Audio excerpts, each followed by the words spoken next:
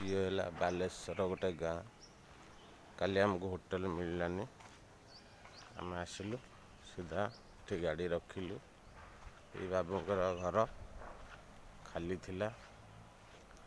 ଏଇ ତଳ ମହଲାଟି ଦେଖନ୍ତୁ।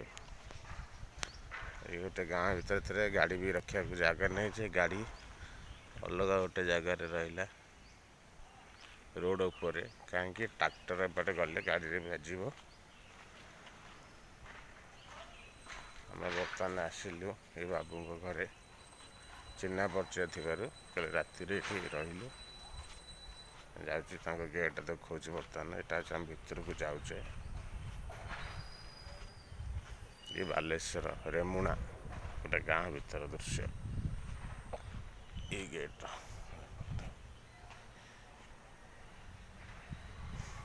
ଗେଟ୍ ଖୋଲା ହେଲା।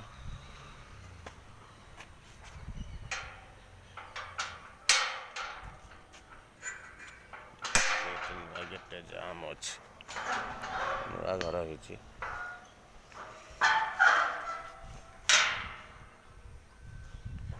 ଏଠି ମଶା ବି କିଛି କମ୍ ନାହାନ୍ତି। ଗାମୁଛା ଗାଧୋଇ ଶୁଖେଇଛି। ବଢ଼ିଆ ଭେଣ୍ଡି ଗଛ।